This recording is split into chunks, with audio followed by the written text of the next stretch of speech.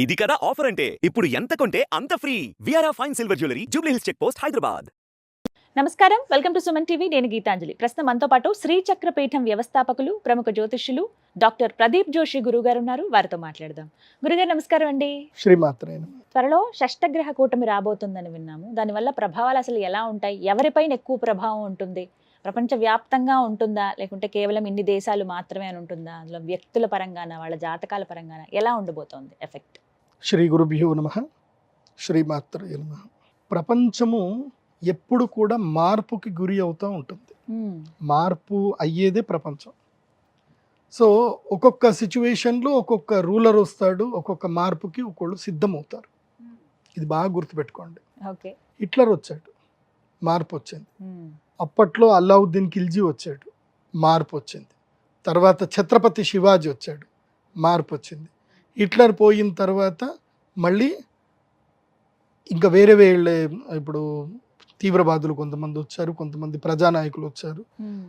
ప్రపంచం లోపల ఎప్పుడో ఒక గొప్పోళ్ళు ఎవరో పుడతారు. అంటే గొప్పోళ్ళు అంటే అర్థం ఏంటంటే ఒక వ్యక్తిత్వం కలిగినటువంటి నాయకులు పుడతారు.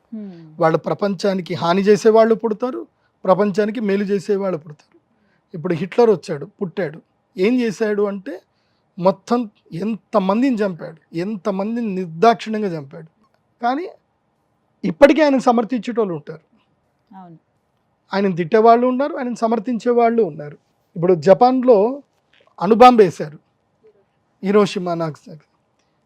ఆ దేశం బాగుపడింది, కానీ ఆ దేశంలో వాళ్ళు హేట్రేటరీ వదిలేరు.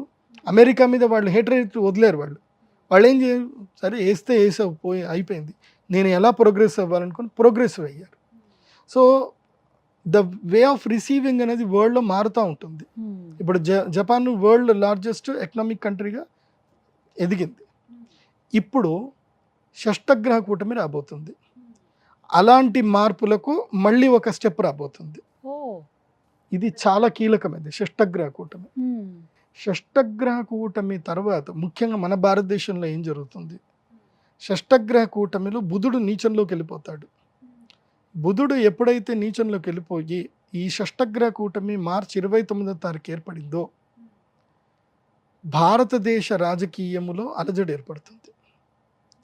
ఈ జమిలీ ఎలక్షన్స్ కానివ్వండి, ఇంకా ఏవైనా బిల్ పాస్ చేయడం కానివ్వండి, ఇండియా పైన ఎఫెక్ట్ ఉంటుంది. మన భారతదేశంలో ఎన్డీఏ గవర్నమెంట్ కూలబోయే అవకాశం ఉంటుంది, ఎన్డీఏ గవర్నమెంట్ కూలిపోయే అవకాశం ఉంటుంది. అసలు ఎప్పుడుందండి షష్టగ్రహ కూటమి? ఈ మార్చి 29, 2025లో 3 నెలలు. ఈ 3 నెలల్లో చాలా మార్పులు సంతరించుకుంటాయి. ఇప్పుడు నేను ఈ వీడియో ద్వారా మన తెలుగు రాష్ట్రాలకు సంబంధించి బీజేపీ నాయకులు ఎవరైనా ఉంటే, ఎన్డీఏకి సంబంధించిన నాయకులు ఎవరైనా ఉంటే మీరు అప్రమత్తం చేసుకోండి.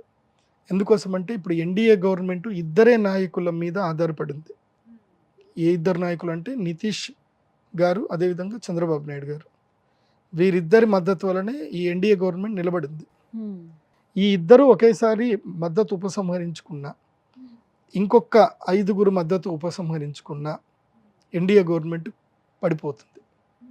సో ఈ ఎన్డీఏ గవర్నమెంట్ పడిపోకుండా ఇప్పుడు జాగ్రత్తగా కాపాడుకోవాలి. దానికి సంబంధించి ఏంటంటే ముఖ్యంగా ఆర్థిక విధానాలు, ట్యాక్స్ విధానాలు ఈ ప్రభుత్వం తప్పకుండా మార్చుకోవాలి. ఆర్థిక విధానాలు, ఆర్థిక సంస్కరణలో చాలా మార్పులు తీసుకురావాలి. అండ్ వడ్డీ రేట్లలో కూడా మార్పులు తీసుకురావాలి, వడ్డీ రేట్లు తగ్గించాలి. తర్వాత చాలా ఆర్థిక సంస్కరణ, మెయిన్గా కావాల్సింది ఏంటంటే ఆర్థిక సంస్కరణలు. నిర్మలా సీతారామన్ గారు తీసుకున్న నిర్ణయాల వల్ల భవిష్యత్తులో ప్రజా వ్యతిరేకత చాలా ఏర్పడబోతుంది. మార్చి 29 నుంచి ప్రజా వ్యతిరేకత ఏర్పడుతుంది. మార్చి 29 నుంచి 3 నెలల లోపల ప్రభుత్వం పడిపోయినా పడిపోవచ్చు. సో కాబట్టి ఇప్పటి నుంచే జాగ్రత్తగా చర్యలు తీసుకుంటే మంచిది. కాబట్టి భవిష్యత్తు అయితే ఇది కొంచెం సంకట పరిస్థితి, దేశ రాజకీయాల్లో అయితే సంకటం అయితే ఏర్పడుతుంది. రాజకీయాలకు సంబంధించి ఇలా ఉంది. ఇంకా చాలా సంకటం ఏర్పడుతుంది. మెయిన్గా ఏంటంటే యూనిఫామ్ సివిల్ కోడ్ ఏదైతే ఉందో అది వితిన్ మార్చి లోపలనే బిల్ పాస్ చేసుకోవాలి. ఎట్టి పరిస్థితుల్లో యూనిఫామ్ సివిల్ కోడ్ మార్చి లోపలనే బిల్ పాస్ చేసుకోవాలి. అది జరగకపోతే గనక భారతదేశం యొక్క ఆర్థిక వ్యవస్థ కుదేలైపోతుంది, ప్రజా వ్యవస్థ కుదేలైపోతుంది. ఎందుకోసమంటే మీరు ఇది బాగా చూసుకోండి. నేను ఎప్పుడైతే గనక మొన్న పంచగ్రహ కూటమి జరిగింది, పంచగ్రహ కూటమి అయిన తర్వాత నేను చెప్పాను, చాలా భయంకరమైన గొడవలు అవుతాయి, చాలా సమస్యలు వస్తాయని చెప్పాను. ఉమ్, ఇప్పుడు బంగ్లాదేశ్లో హిందువుల యొక్క ఊచకోత జరుగుతుంది. హిందువుల్ని చాలా నిర్దాక్షిణంగా చంపుతున్నారు, హిందువుల ఆస్తులు దోచుకుంటున్నారు. అసలు అక్కడ బిక్కుమంటుంటున్నారు. బంగ్లాదేశ్లో గవర్నమెంట్ పడిపోవడానికి గల కారణం ఏంటి? పాకిస్తాన్లో ఇంకా క్రైసిస్ పెరుగుతుంది, దానికి కారణం ఏంటి? మన చుట్టుపక్కల దేశాలని ఎవరు రెచ్చగొడుతున్నారు? ఉమ్, సో రేపు భవిష్యత్తులో ఏం జరుగుతుందంటే ఈ 2-3 దేశాల వల్ల మన దేశానికి విపత్తులు రాబోతాయి. ఓ, దీని అంతటికీ కూడా కారణం ఏంటంటే ప్రధానమైనటువంటి దేశం అమెరికా దేశం. సో ఈ అమెరికా చేసేటువంటి దీనికి భారతదేశం యొక్క నాయకులు ఏం చేస్తారు అంటే దానికి విరుగుడిగా భారతదేశం, చైనా, ఒకటి బాగా గుర్తుపెట్టుకోండి, ఈ ప్రపంచంలో ఎక్కువ మంది జనాలు ఉన్నది ఎవరు అంటే భారతీయులు, చైనీయులు. చైనాస్. ఈ 2 దేశ జనాభే మొత్తం ప్రపంచ జనాభాలో 80% ఉంది. అవును. మిగతా జనాభా అంతా 20%. ఈవెన్ అమెరికా కూడా తీసుకున్నా, అమెరికా హార్డ్లీ ఎంత 35 కోట్ల మంది. సో అమెరికా జస్ట్ 10%, మొత్తం వరల్డ్ వైడ్గా అమెరికా జనాభా 10 to 11% చేస్తుంది. సో ఇప్పుడు ఏం జరగబోతుంది అని అంటే భవిష్యత్తులో దీని తర్వాత మోదీ గవర్నమెంట్ గనక సస్టైన్ అవ్వగలిగితే, ఈ ఎన్డీఏ గవర్నమెంట్ సస్టైన్ అవ్వగలిగితే, ఎందుకోసమంటే మనిషికి శత్రువు వల్ల దెబ్బ తాకినప్పుడు అప్పటిదాకా కానీ శత్రువు గురించి ఎక్కువ ఆలోచించు. ఉమ్, ఇప్పుడు ఒక దెబ్బ తగిలింది, ఇంకోసారి తగలొద్దు అని చూస్తారు. అని చూస్తారు. అవును. సో నేను తగలబోయేది మొదలే చెప్తున్నా, ఎన్డీఏ గవర్నమెంట్కి ఇప్పుడే చెప్తున్నా నేను, మీరు కన్విన్స్ చేస్తే చేయండి. ఎన్డీఏ గవర్నమెంట్కి దెబ్బ తాకపోతుంది. ఎందుకోసమంటే మోదీ గారి యొక్క ప్లాన్ ఏంటిది అని అంటే భవిష్యత్తులో చైనా, రష్యా మరియు భారతదేశం. చైనా మనకి ఇప్పటిదాకా శత్రుదేశంగా మార్చబడింది, చైనా మనకి మిత్రదేశం అయిపోయింది అనుకోండి. 70% of financial economics, 70% of transactions అన్నీ కూడా ఉమ్, చైనా, భారతదేశం మధ్యలోనే ఉంటాయి. ఎందుకోసమంటే ప్రపంచవ్యాప్తంగా మ్యానుఫ్యాక్చరింగ్ యూనిట్స్ అని ఎక్కడ ఉన్నాయంటే చైనాలోనే ఉన్నాయి. కానీ ఆ అవకాశం ఉందా అండి, మిత్రదేశం అయ్యే అవకాశం? అదే కదా, అదే మార్పు. షష్టగ్రహ కూటమి అంటే అది. ఉమ్, షష్టగ్రహ కూటమి తర్వాత ఏం జరుగుతుంది అని అంటే యుఎస్ డాలర్ని బైకాట్ చేస్తారు. యుఎస్ డాలర్ని బైకాట్ చేయడం జరుగుతుంది. ఎందుకోసమంటే ఇప్పుడు వరల్డ్ వైడ్గా యుఎస్ డాలర్ యొక్క శాసనం జరుగుతుంది. ఉమ్, సో ఈ శాసనం వల్ల ఏం జరుగుతుందంటే కొన్ని దేశాల యొక్క ఆర్థిక వ్యవస్థలు పడిపోతున్నాయి. ఆ దేశంలో ఎన్ని వనరులు ఉన్నా సరే ఈ యుఎస్ డాలర్ అనేది ఒక్కటి మాత్రమే ఆ దేశాలన్నీ పడేస్తుంది. ఉమ్, ఎందుకోసమంటే మనకి ఎక్స్పోర్టు, మనకి విదేశీ మారక నిల్వలు మన దగ్గర ఉండాలి అని అంటారు.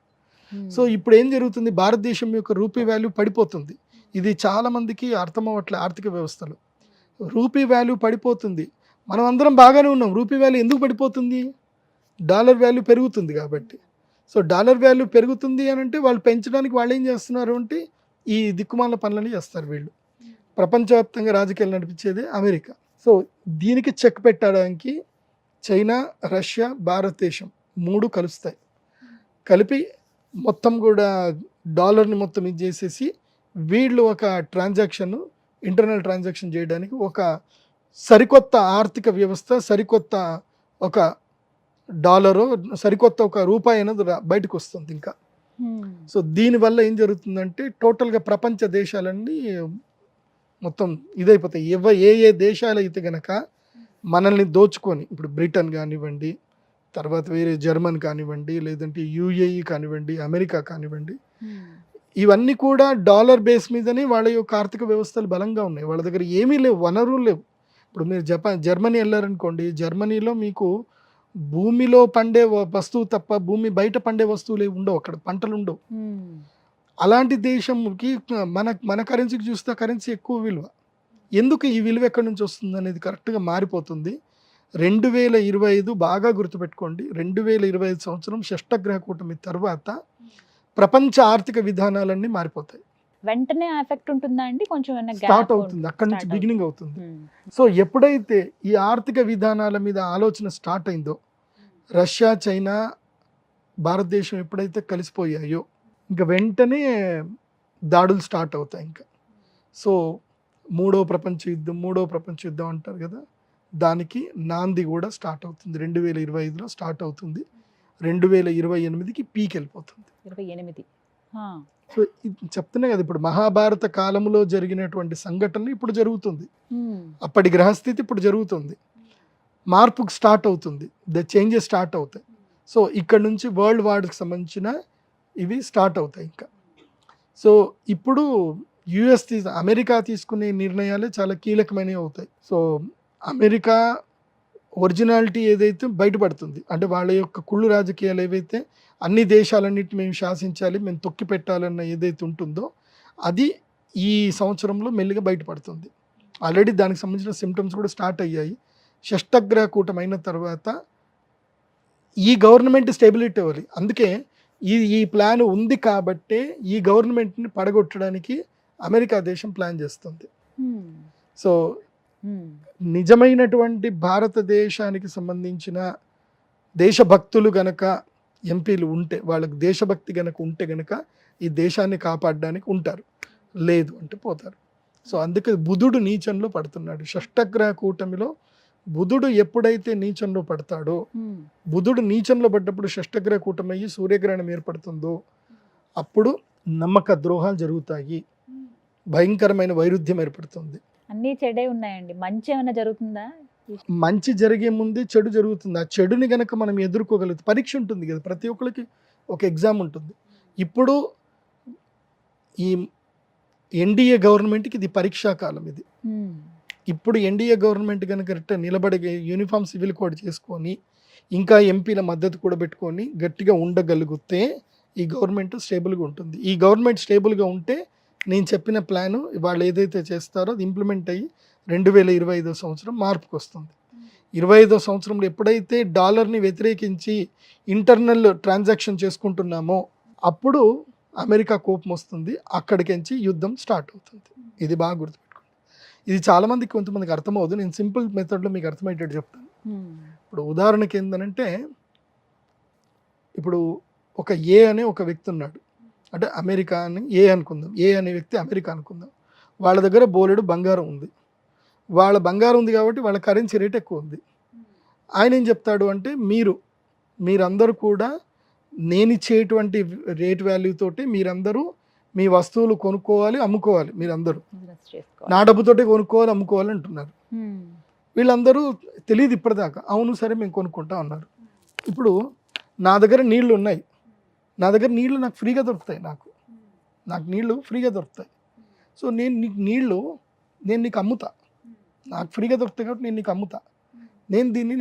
నా దగ్గర 10 రూపాయలకి నేను అమ్ముతా. కాకపోతే వాడేమంటాడు అంటే, నువ్వు ఇది నీ 10 రూపాయలకు అమ్ముకోకూడదు, నా యొక్క $10 నువ్వు అమ్మాలి అంటాడు. నువ్వు 10 రూపాయలకు అమ్ముకోవద్దు, $10 అమ్మాలి అని పెత్తనం చేస్తున్నారు. సో యూఏఈలో నీళ్లు లేవు. ఇప్పుడు యూఏఈలో ఏది డీజిల్ ఉంది, వాళ్ళ దగ్గర ఆయిల్ ఉంది, మన దగ్గర నీళ్లు ఉన్నాయి. మనం వాళ్ళకి నీళ్లు ఇస్తున్నాం, వాళ్ళు మనకు ఆయిల్ ఇస్తున్నారు. ఇప్పుడు మన ఇద్దరి మధ్యనే ట్రాన్సాక్షన్ జరుగుతుంది. వాడి పెత్తనం ఎందుకు మరి? వాడేం నీళ్ళు ఇవ్వట్లే, వాడేం ఆయిల్ ఇవ్వట్లే. కానీ మన ఇద్దరి మధ్యన జరిగే ట్రాన్సాక్షన్ పెత్తనం మాత్రం కరెన్సీ వాల్యూ మాత్రం ఆయన పెట్టుకుంటున్నారు. ఇన్ని రోజులు అమెరికా ఇదే శాసనం చేసింది. ఈ శాసనం వల్ల మాత్రమే ఇప్పుడు అమెరికా గట్టిగా ఉంది. కానీ దాని యొక్క పతనం ప్రారంభమవుతుంది. అమెరికా పతనం ప్రారంభమవుతుంది 2025 నుంచి స్టార్ట్ అవుతుంది. సో ఇది వరల్డ్ వార్కి దారితీస్తుంది. ఎవరు పెద్దన్న పాత్ర పోషించే అవకాశం ఉంది తర్వాత ఫ్యూచర్లో, ఒకవేళ అమెరికా పతనం కనుక ప్రారంభం అయితే? మన మోదీ గారే, నరేంద్ర మోదీ గారే వరల్డ్ విశ్వగురువు అవుతారు. ఇప్పుడు భారతదేశం విశ్వగురువు అవ్వడానికి ఆస్కారం ఉంది. ఒక్క పరీక్ష నెగ్గితే చాలు. విశ్వగురువుగా శ్రీ నరేంద్ర మోదీ గారిని అలాగే ప్రధానమంత్రిగా కంటిన్యూ చేసుకొని ఇంకో 10 ఏళ్ల పాటు ఆయన కనుక ప్రధానమంత్రిగా ఉంటే $, కరెన్సీ మొత్తం పడిపోతుంది, మన భారతదేశం కరెన్సీ పెరుగుతుంది. అదేదో సినిమాలో ఉపేంద్ర గారు చూపించారు కదా, అలాగే జరుగుతుంది. అలా జరిగే అవకాశాలు ఇప్పుడు మొదలవ్వబోతున్నాయి. సో ఒక్క బుధగ్రహం వల్ల మాత్రమే డౌట్ ఉంది. ఆ బుధుడు నీచంలో పడ్డాడు అంటే ఐడియా సస్టైన్ అవ్వవు, దుర్మార్గమే గెలుస్తుంది. సో ఆ పరీక్షలో ఎవరు గెలుస్తారో చూడాలి. దుర్మార్గం గెలుస్తుందా లేకపోతే ఇది గెలుస్తుందా చూడాలి. అది కాకుండా ఏంటంటే ప్రకృతి విపత్తులు ఏర్పడతాయి. దీనికి సిమ్టమ్గా ప్రకృతి విపత్తులు వస్తాయి. ముఖ్యంగా భూకంపాలు ఏర్పడతాయి. మార్చి 29 తర్వాత భూకంపం ఏర్పడుతుంది. చాలా పెద్ద భూకంపం ఏర్పడుతుంది. అది మన దేశంలో తీవ్రత కొంచెం తక్కువ ఉంటుంది, వేరే దేశాల తీవ్రత ఎక్కువగా ఉంటుంది. అండ్ ఈసారి ఎండలు భయంకరంగా వస్తాయి, బాగా గుర్తుపెట్టుకోండి. అండ్ ఈ ప్రభావం వల్ల ఏంటంటే రైతులకు మేలు జరుగుతుంది. నేను రైతులందరికీ చెప్పేది ఏంటంటే ఉల్లిపాయలు పెంచండి, ఆలుగడ్డ పెంచండి, కూరగాయలు పండించండి. ఈసారి రైతులు తప్పకుండా కూరగాయల మీద కాన్సన్ట్రేషన్ చేయండి. ఈసారి సమ్మర్లో టమాటా 150 రూపాయల కిలో వెళ్తుంది, ఓ ఉల్లిపాయ 150, 200 కూడా పోతుంది. తెల్ల ఉల్లిపాయ అయితే 400 రూపాయల కిలో వెళ్తుంది. సో రైతులకు చెప్పేది ఏంటంటే ఈ షష్టగ్రహ కూటమి ప్రభావం వల్ల రైతులకు లాభం కలగాలి అంటే ఈ పని చేసుకోండి. అండ్ దాని తర్వాత కూడా ఏం జరుగుతుంది అని అంటే మన తెలంగాణ రాష్ట్రంలో కూడా అలజడి ఏర్పడుతుంది. ఓ తెలంగాణ రాష్ట్రంలో రాబోయేటువంటి ఆగస్టు తర్వాత తెలంగాణ రాష్ట్రంలో కాంగ్రెస్ పార్టీలో చీలికలు స్టార్ట్ అవుతాయి. ఓకే ప్రభుత్వం ఉన్నా సరే కాంగ్రెస్ పార్టీలో చీలికలు చీలికలు స్టార్ట్ అవుతుంది. సో కాంగ్రెస్ పార్టీలో సీఎం మారే అవకాశాలు కూడా ఉంటాయి. తెలంగాణకి మళ్ళీ సీఎం మారే అవకాశాలు కూడా ఉంటాయి ఈ షష్టగ్రహ పార్టీ కూటమి కంటిన్యూ తర్వాత. అవుతుంది. పార్టీ పార్టీ కంటిన్యూ అవుతుంది, సీఎం మారుతారు, జరిగే అవకాశాలు ఉన్నాయి. ఇవన్నీ రాబోతుంది అంటే కేవలం ఇవన్నీ కూడా షష్టగ్రహ కూటమి వల్లే కూటమి ప్రభావం వల్ల జరుగుతాయి. జరుగుతుంది. షష్టగ్రహ 3 నెలలు కూటమి ఉంది. ప్రభావం చూద్దాం ఎలా ఈ ఉంటుంది. మొత్తం భారతదేశాన్ని కూడా కూటమి ప్రభావమే ఉంటుంది. అది అర్థం చేసుకోండి. ఆ కూటమి ఈ కూటమి, ఇక్కడ కూటమి ఆ కూటమి వల్ల ఈ కూటమిలో అలజడి ఏర్పడుతుంది. అది. ఈ ఎఫెక్ట్ ఏపీ పైన ఎఫెక్ట్ ఆంధ్రప్రదేశ్లో ఏం ఎఫెక్ట్స్ ఏం ఉండదు ఈసారికి. రైట్ రైట్ గురుగారు, చూద్దాం మరి ఈ ప్రిడిక్షన్ ఎంతవరకు నిజమవుతుంది. ఎందుకంటే అన్ని నిజమవుతూ వచ్చాయి మీరు చెప్పినవి, అందరికీ సూచనలు చేశారు. మంచి జరుగుతుంది, దానికంటే ముందు ఈ చెడు అయితే ఎదుర్కోవాలి అందరూ అని అంటున్నారు. Let's see. అండ్ వ్యక్తిగతంగా జనాలకి ఎలా ఉండబోతుంది. మరి ఇంకా ఇవన్నీ రాజకీయాల పరంగా చెప్పారు, కొంతమంది రైతులకు సూచన చేశారు. వ్యక్తిగతంగా ఎలా ఉండబోతుంది ఒక్కొక్క వ్యక్తికి కావచ్చు, లేకపోతే వారి జాతకం బట్టి ఉంటుందా అట్లా? ఈ షష్టగ్రహ కూటమి మీన రాశిలో ఏర్పడబోతుంది. ఓ సో మీన రాశి వారికి ఏలినాటి శని కూడా ఉంది. అవునండి. ఇప్పుడు ఈ ఏలినాటి శని ప్రభావం వల్ల మీన రాశి వారికి చాలా తీవ్రతరంగా ఉంటుంది. మీన రాశి వారికి, మేషరాశి వారికి, మేషం. ఈ 2 రాశులకైతే తీవ్రతరమైన నష్టాలు ఉంటాయి. నేను మీన రాశి వారికి, మేషరాశి చెప్పేది ఏంటంటే షష్టగ్రహ కూటమి రోజున, సూర్యగ్రహణం రోజున తప్పకుండా మీరు అరిష్ట నివారణ తంత్ర పరిహార పూజలు అయితే చేసుకోండి. దానికి ఇప్పుడే రెడీ అవ్వండి. కాకపోతే ఈ 3 నెలల ముందే మీకు చెప్తున్నాను ఏంటంటే మీకు మోసపోతారు. ఆన్లైన్ మోసాలు, సైబర్ మోసాలు కానివ్వండి, తర్వాత మీకు నమ్మక ద్రోహాలు విపరీతంగా జరుగుతాయి. అదేవిధంగా ఆస్తి నష్టము, ప్రాణ నష్టం జరిగే అవకాశం ఉంటుంది. చాలా జాగ్రత్తగా ఉండండి. ఈ 3 నెలలు ఎవ్వరు మిమ్మల్ని ఆశ పెట్టినా ఆశ పడకండి. ఈ 3 నెలలు ఆశ అనేది వదిలేసుకోండి. ఈ 3 నెలలు ఎవరేం చెప్పినా సరే బాగుంది బాగుంది చేద్దాం చూద్దాం అని చెప్పండి తప్ప దేనికి ముందుకెళ్ళకండి. ముఖ్యంగా కార్పొరేట్ వ్యాపారస్తులు, ఇప్పుడు ఏమీ లేనివాడి దగ్గర ఎవడేం తీసుకోడు, కానీ బాగా డబ్బులు ఉన్నటువంటి వ్యక్తులు. ఈ మధ్యనే నాకు ఒక సూపర్ మార్కెట్కి సంబంధించిన ఒక వ్యక్తి, నా క్లయింట్, ఆ వ్యక్తి వచ్చాడు. ఆ వ్యక్తి ఏడుస్తున్నాడు నా దగ్గర. జీవితకాలం సంపాదించిన డబ్బంతా కూడా ఒక్క రోజులో పోయింది. అయ్యో. ఎవడో వచ్చాడు, మీకు సెంట్రల్ గవర్నమెంట్ మీకు ఆ సీట్ ఇప్పిస్తా, ఈ సీట్ ఇప్పిస్తా అన్నాడు. తీసుకెళ్ళాడు, పెద్ద పెద్ద రాజకీయ నాయకులు అందరినీ కల్పించాడు, చేశాడు. మీకు ఖాయం, రాజ్యసభ ఖాయము, అది ఇది అని ఏదో చెప్పారు. డబ్బులు పంపించండి అని చెప్పారు. డబ్బులన్నీ పంపించేశారు. తర్వాత ఎవడు అవునా వాడితో నువ్వు ఎందుకు వచ్చావు, అసలు నీకు రాజ్యసభ సభ్యత్వం మేము ఎందుకు అన్నాం, ఓకే అని అన్నాం అంతే, అసలు మేము సీట్ ఇస్తాం నీకు ఎట్లా చెప్తాం రా, డబ్బులకు మేము ఎందుకు అమ్ముకుంటామని ఇప్పుడు అంటున్నారట వాళ్ళందరూ. వాడు కేసు పెట్టినా వాడు లేడు ఇక్కడ. వాడికి ఎందుకోసం అంటే వాడు కేసు పెట్టిన వీళ్ళన్నీ కూడా బ్లాక్ అమౌంట్ కదా, ఏడుస్తూ కూర్చున్నాడు. ఇప్పుడు జీవితకాలం సంపాదించిన డబ్బు మొత్తం పోయింది, దాదాపు 35 కోట్లు పోయాయి. ఇప్పుడు ఆయన బాగా చెప్పుకున్నాడు, కంప్లైంట్ చేయలేడు. కంప్లైంట్ ఎంతవరకు చేశాడు అంటే ఆయనకి చట్ట ప్రకారంగా ఆయన ఇన్కమ్ ట్యాక్స్కి ఎంత చూపిస్తున్నాడో అంతవరకే కంప్లైంట్ చేసి. మరి మీరు ఏం చెప్పారు వారికి? మంచి జరుగుతుందా ఏమన్నా? సరే అవుట్ ఆఫ్ అది. కాకపోతే చెప్పేది ఏంటంటే ఇట్లా జరుగుతాయి, మోసాలు బాగా జరుగుతున్నాయి ఈ మధ్యకాలంలో. ఏం లేదండి, ఇప్పుడు మీరున్నారు, మీరు ఒక గొప్ప స్థాయిలో ఉన్నారు, మీకు నేను పరిచయం, నేను ఎవరిని పరిచయం చేయించినా ఫోటో దిగండి అంటే మీరు దిగుతారు. ఈయన అంటే మంచిది నమస్తే బాగున్నారు అంటే బాగున్నారు, మేడం సార్ పని అయిపోతుందా అని అంటే చేద్దాం, పని చేద్దాం, మీరేం కంగారు పడొద్దు, మీరు మాట్లాడండి అని అంటారు. అంతకుమించి నేను వేరే పని చెప్పుంటా, ఈయన ఏదో గుడి కడుతున్నాడండి, గుడికి మీరు కొంచెం డొనేషన్ ఇప్పియండి అని నేను అంటా. సో మీ వరకు మీరు గుడి ఆలోచనలోనే ఉంటాడు, వాడి వరకు వాడు సెంట్రల్ గవర్నమెంట్ సీట్ గురించి వాడు ఆలోచిస్తూ ఉంటాడు. వీడికి ఏమనుకుంటున్నాడో మీరేమనుకుంటున్నారో ఇద్దరికి తెలిసేది ఒక వ్యక్తికి, మోసం చేసే వ్యక్తికి. ఇదే జరుగుతుంది. సో చాలా జాగ్రత్తగా ఉండండి. ప్రజలందరికీ చెప్తున్నాను, మోసగాళ్ళు బాగా పెరిగిపోయారు సమాజంలో. పర్టికులర్ గా విపరీతం. మేషరాశి మేషరాశి వాళ్ళకి మీన రాశి వాళ్ళకి నెత్తి మీద శని కూర్చుంటాడు ఇప్పుడు. సో అక్కడి నుంచి వాళ్ళకి స్టార్ట్ అవుతుంది అనమాట. నెత్తి మీద శని కూర్చుంటే ఇంకా ఆశ, దాహం ఉంటుంది. ఇంకా ఉన్న స్థాయి కన్నా ఎక్కువ స్థాయికి ఎదగాలని చెప్పి క్రైములు చేయడానికి కూడా వెనకాడరు. సో ఇలాంటి టైంలోనే మోసగాళ్ళు వచ్చేస్తారు. నమ్మితే కదా మోసం చేసేది, నమ్మిస్తారు. సో ఆశ ఉంటేనే మోసం, ఆశ ఉన్న దగ్గరనే నమ్మకద్రోహం జరుగుతుంది. మీకు ఆశ లేకపోతే మోసం అనేది ఉండదు. మీరు ఆశ అనేది వదిలేసుకోండి. మీన మేష మీకు మాత్రం తప్పకుండా సూర్యగ్రహణం రోజు ఎక్కడ ఉన్నా సరే అరిష్ట నివారణ తంత్రం చేసుకోండి. ఇంకోటి, ఎవరికైతే కనుక ఈ యొక్క గ్రహణ మొర్రి కానీ గ్రహణంకి సంబంధించిన ఏమైనా ఇబ్బందులు ఏమైనా కలిగినా కానీ గ్రహణ సమయంలో పరిహారాల వల్ల జీవితాలు బాగుపడతాయి. ఆల్రెడీ మనం చేసిన వాటి అందరికీ చాలామందికి మంచి జరిగింది. సో మార్చి 29వ తారీఖు శ్రీచక్ర పీఠంలో మేము షష్టగ్రహ కూటంలో యాగం అయితే చేస్తాము. ఇప్పటి నుంచి బుకింగ్ స్టార్ట్ అయ్యాయి. ఎందుకోసమంటే లాస్ట్ టైము అసలు నేను తట్టుకోలేకపోయినా, అంతమంది జనాలు వచ్చారు. నేను 120 మందికి క్లోజ్ చేసేసి ఆపేశాను. ఇంకా నా వల్ల కాదని చెప్పేశాను. ఇంకా సో ఇప్పుడు కూడా అంతే చెప్తున్నా, 100 మంది కన్నా ఎక్కువైతే అలో చేయను. 100 మందికి మాత్రమే సీట్ అవకాశం. అది చూద్దాం త్వరలో ఏం జరగబోతుంది అనేది. గురుగారు నమస్తే అండి. శ్రీమాత్రే.